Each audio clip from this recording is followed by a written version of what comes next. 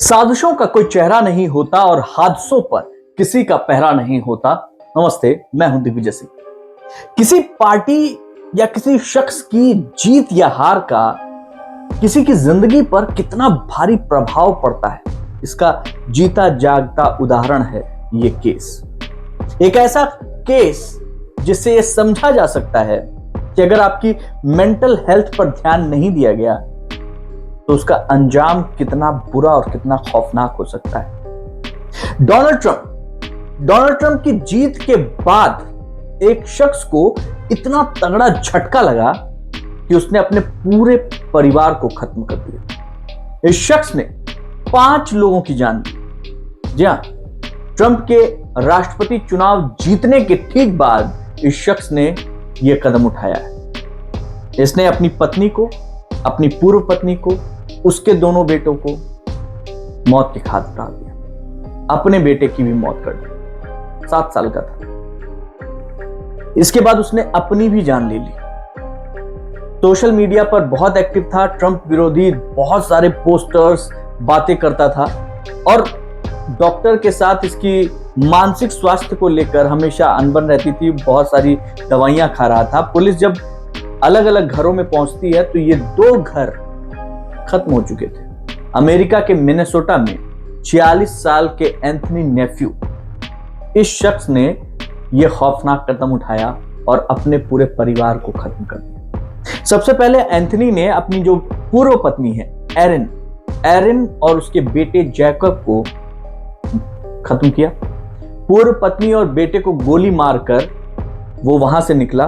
Police जब तक पूर्व पत्नी के घर पहुंचती है, पता चलता है कि यह सारा कृत्य एरिन ने किया है और वो जब उसके घर पहुंचती है तो उसके होश उड़ जाते हैं, क्योंकि एरिन के घर में उसकी पत्नी, उसके 7 साल के बेटे की लाश पड़ी थी और अंदर जब वो जाते हैं तो अंदर एंथनी की भी लाश पड़ी थी। एक ही घर में 3 शव बरामद किए गए और दूसरे घर में 2।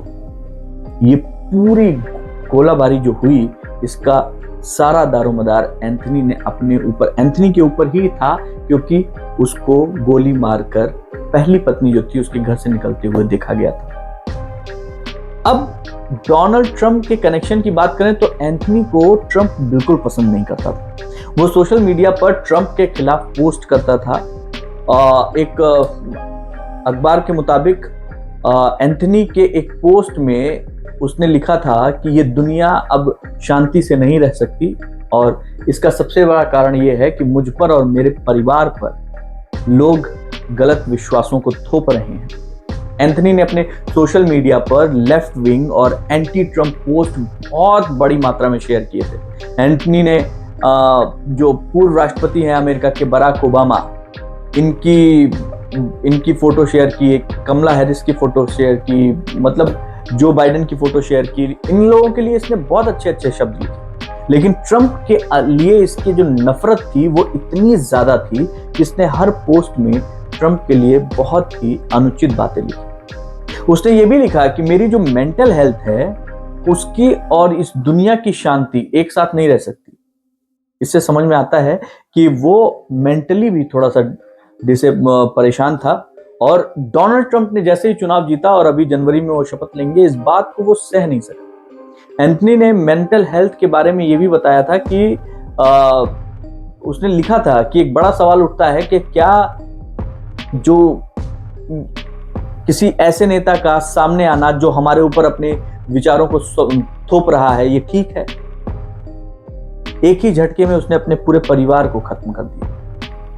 एंथनी की मानसिक हालत स्टेबल नहीं थी, ठीक बात है, और मन में उसके हमेशा जान लेने के ख्याल आते थे, लेकिन अपने परिवार के लिए वो इतना ज्यादा खतरनाक साबित हो जाएगा सिर्फ और सिर्फ इस बात से कि ट्रंप जीत गए, इसका अंदाजा किसी को भी नहीं था। एंथनी ने अपने पोस्ट में यह भी लिखा था कि इस देश में मेंटल हेल्थ को इग्नोर किया जाता है। ऐसे में इंसान बोझ बन जाता है, ना ही कोई उसकी मदद करता है और ना ही कोई समझने के लिए तैयार होता है। अमेरिकियों ने इस बात से हमेशा मुंह फेरा है कि मानसिक स्वास्थ्य संबंधी समस्याओं का सामना करना चाहिए और कैसे करना चाहिए। इसने अपने पोस्ट में ये बातें भी हाईलाइट करके लिखी हुई थी।